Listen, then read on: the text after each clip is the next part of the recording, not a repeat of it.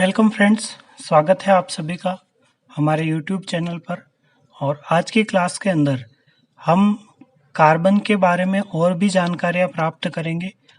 पिछली जो क्लास थी उसके अंदर हमने कार्बन से संबंधित जो श्रेणियाँ हैं, हाइड्रोकार्बन की जो श्रेणियाँ हैं, जैसे एल्कीन श्रेणी, एल्काइन श्रेणी, एल्केन श्रेणी, इस तरीके की श्रेणियों के बारे में बात की थी।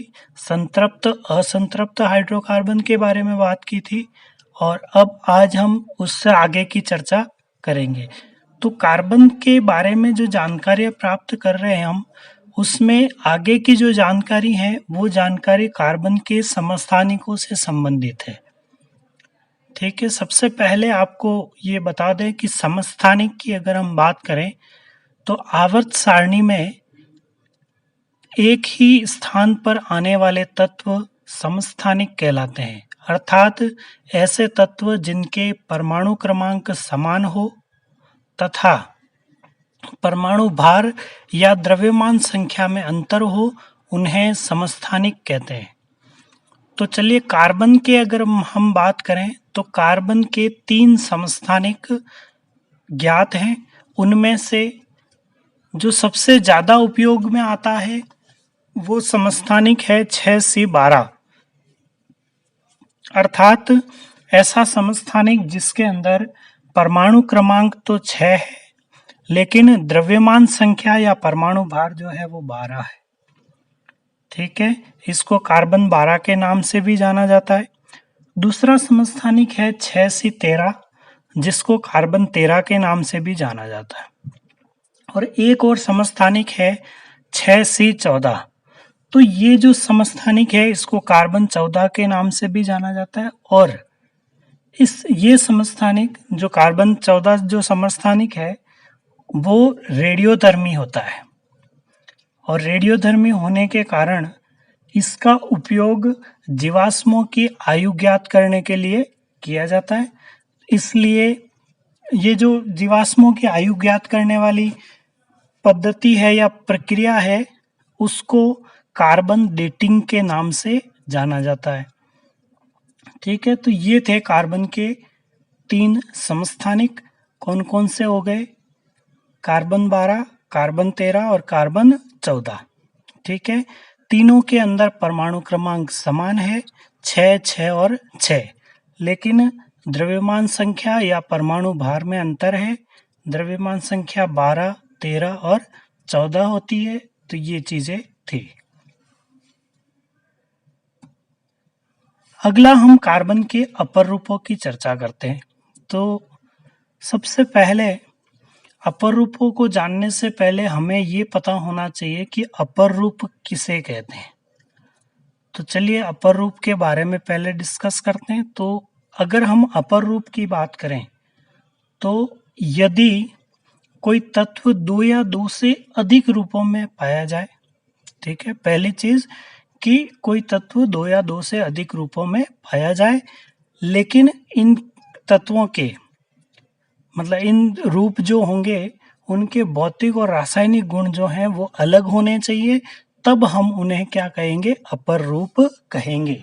मतलब एक ही तत्व के रूप हैं लेकिन भौतिक और रासायनिक गुण जो हैं वो क्या है? अलग है।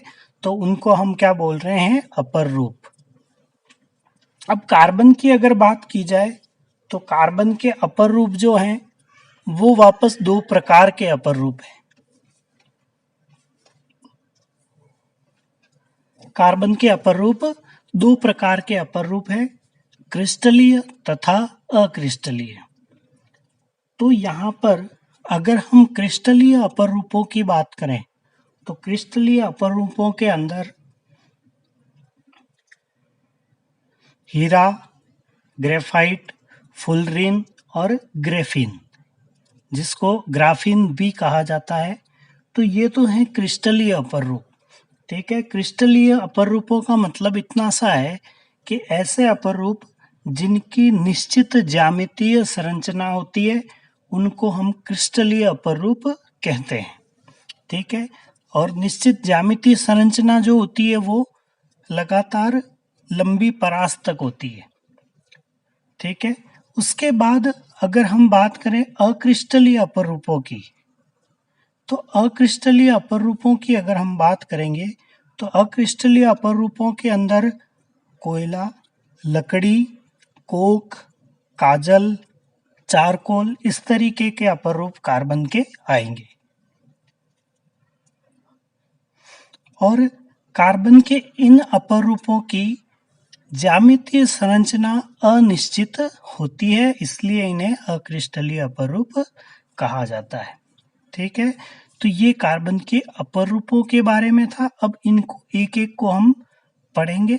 सबसे पहले हम जो बात करते हैं वो बात करेंगे हीरे की। ठीक है, हीरा जिसको इंग्लिश में डायमंड कहा जाता है, उसके बारे में हम चर्चा कर रहे हैं। तो हीरे की अगर जानकारी हमें थोड़ी बहुत है तो हम ये जानते हैं कि प्रकृति में जितने भी पदार्थ हमारे को ज्ञात है उनमें हीरा सर्वाधिक कठोर होता है। ठीक है, तो ये सबसे पहला पॉइंट हुआ। उसके बाद कार्बन का सर्वाधिक शुद्ध रूप भी हीरा है, और हीरे की विशेषता जो है उसमें हीरा चमकीला, पारदर्शी और रंगहीन होता है। रंगहीन मतलब जिसका कोई कलर नहीं होता है। उसके बाद हीरे के चमकने का कारण जो है वो पूर्ण आंतरिक परावर्तन होता है। पूर्ण आंतरिक परावर्तन का इतना सा मतलब है कि अगर अपवर्तन की घटना क्रांतिक कोण से अधिक पर हो तो जो किरण जा रही होती है वो वापस उसी माध्यम में लौट आती है जिससे उसको प्रसारित किया जाता है। तो इस प्रकार की घटना को पूर्ण आंतरिक परावर्तन कहते हैं। तो हीरे के अंदर भी चमकने का कारण पूर्ण आंतरिक परावर्तन है, मतलब हीरे के अंदर जो रोशनी आएगी या जो प्रकाश आएगा वो उसी के अंदर रह जाता है, लौट नहीं पाता है। उसके बाद हीरे में एक कार्बन परमाणु 4 अन्य कार्बन परमाणुओं से जुड़कर चतुष्फलकीय ज्यामिति बनाता है। ठीक है, डायग्राम में आप देख सकते हैं कि एक कार्बन 4 अन्य कार्बन के साथ में जुड़ता है और जुड़कर चतुष्फलकीय ज्यामिति की रचना करता है। अब यहाँ पर अगर हम बंध लंबाई की बात करें तो कार्बन के मध्य जो बंध लंबाई है, बंध लंबाई का मतलब कार्बन और कार्बन के मध्य दूरी जो है वो कितनी होती है, 154 पिकोमीटर होती है। ठीक है, साथ ही बंध कोण जो होता है वो 109 डिग्री 28 मिनट का होता है। अब हीरा जो होता है उसकी और भी जानकारियां हैं, वो ये है कि हीरा विद्युत का तो कुचालक होता है और ऊष्मा का सुचालक होता है। विद्युत का कुचालक अर्थात ये विद्युत को प्रवाहित नहीं होने देता है। ठीक है, और ऊष्मा का सुचालक होता है मतलब ऊष्मा इसमें से प्रवाहित हो सकती है।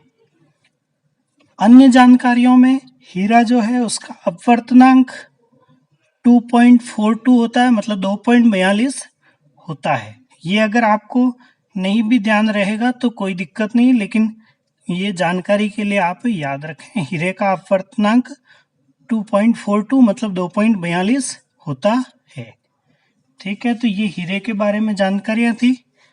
और अब हम हीरे के उपयोगों की बात करें तो हीरा जो है उसके ज़्यादातर उपयोग आप सभी को पता है।